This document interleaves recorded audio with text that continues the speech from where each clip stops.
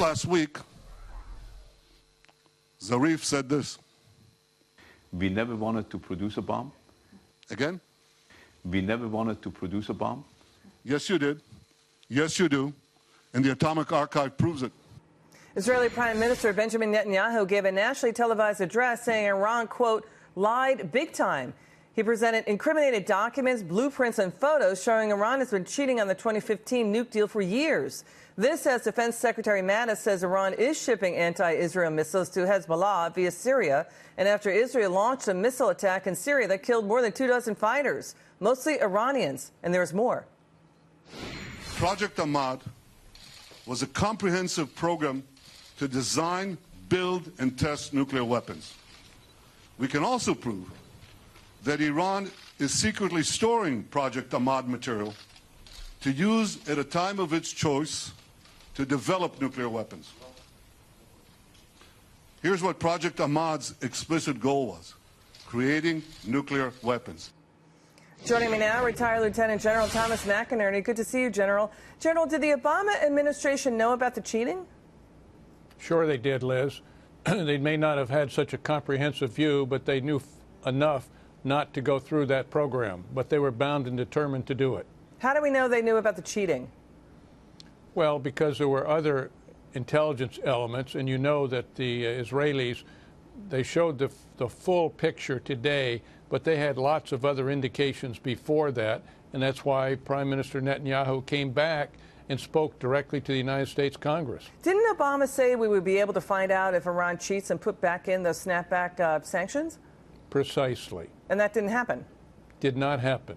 Wasn't meant to happen. Yet we gave them $150 billion up front so they could continue their nuclear weapons development, their missile development, and their terrorism throughout the Arabian Peninsula. You know, Defense Secretary Mattis has said that 2015 nuke deal was written as to assume there would be cheating. What's your reaction to the Prime Minister's presentation? Because last week, France's Macron and Germany's Angela Merkel, both of them said last week that the 2015 nuke deal is flawed and needs to be fixed. What was your reaction to the presentation? Well, Prime Minister Netanyahu's made a virtuoso presentation. It was brilliant, talking about technical matters, nuclear. He had the right mix of intelligence, keynotes, and the technology words, etc., that showed it was very valid information and very important to us. And he overshadowed both Macron and Merkel's presentations in the U.S., which were pretty good. The Prime Minister also gave specifics about Iran's cheating. Very specific. Yeah. And of course, he had tons of information there, Liz. All right, let's listen to the soundbite. It looks like a dilapidated warehouse. But from the inside, it contained Iran's secret atomic archives locked in massive files. Actually, they're a little bigger than this, okay?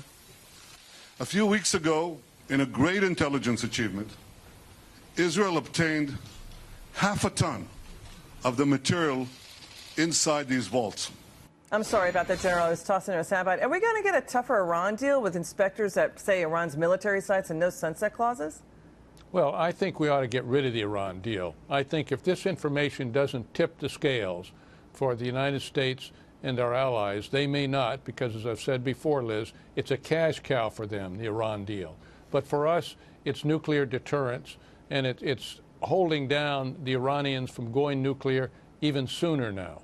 You know, let's switch gears to China. China is now taking a hard-line stance on President Trump's trade demands ahead of upcoming meetings starting Thursday with the U.S. trade delegation in Beijing. China balking at that mandatory $100 billion cut in America's $375 billion annual trade deficit, and China's issues about technology. Let's watch. We are definitely going to be talking to them about intellectual property rights, about forced technology, forced joint ventures. Those are all important issues that are on our list. I'm cautiously optimistic about the meetings. I don't really want to predict what's going to happen and what's not going to happen. We're going to go over there. We're going to have very frank discussions.